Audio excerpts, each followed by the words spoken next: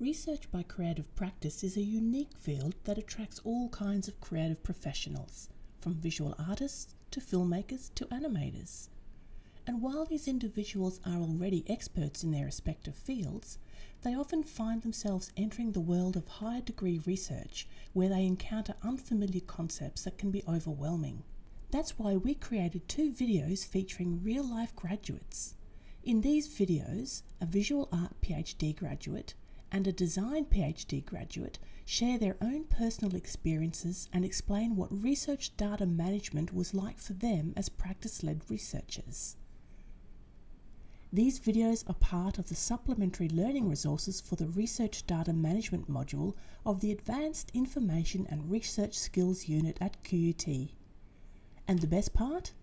They were made at no cost by the QUT Library staff in collaboration with the Office of Scholarly Communication, which administers AIRS. By hearing from voices like their own, students can better understand what data and data management involves in the context of practice-led research. And with these resources at their fingertips, they are better equipped to succeed in their own research endeavours.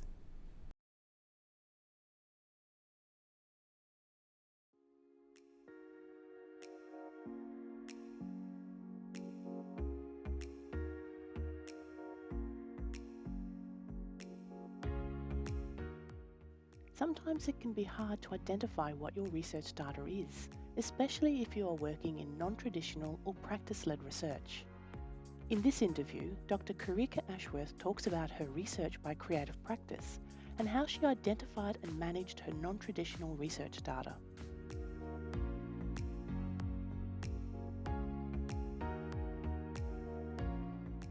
My research was about feminine bravery, so it was a heavily performance-based practice.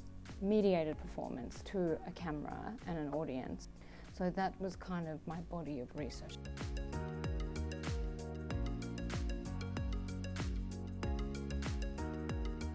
I did performances that we also recorded, and I also got photographers to come in and document. I also did my own documentation of every time you have an exhibition, and then reflecting on that. So reflection was a really critical part of that process.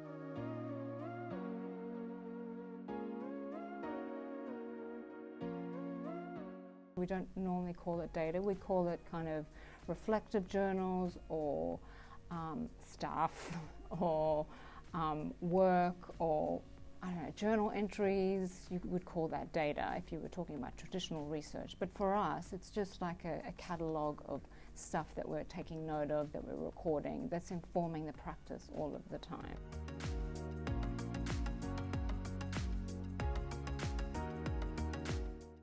Journals, absolutely. I have hard copy journals, so they would be data where I reflect in a written sense, and then it is documentation from exhibitions that end up on my website. So images of my work.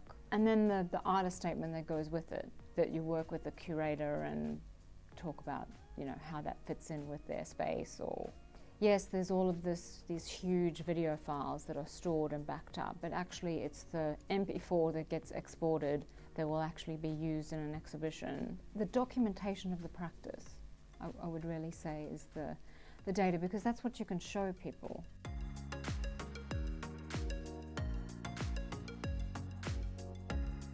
I was a little resistant about data management in the beginning because like everyone, I suppose, I didn't really understand how it was relevant to a visual artist. Especially in the beginning, because I didn't know what I was going to make. So in the beginning, you know, set a data management plan, I was like, well, I don't really have data. It's in a kind of traditional research sense.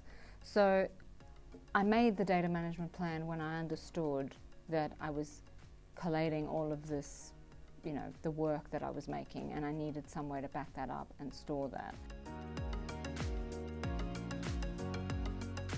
At the beginning of the PhD, I had no idea how data management would be relevant for an arts practice.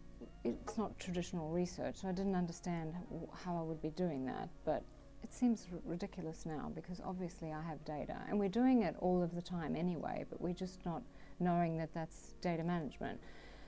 all of the things that have come up in terms of how I manage all of my staff, until you reflect on that that's data management, you don't necessarily know that it is. So yeah, I guess I know that now, that I didn't know that before.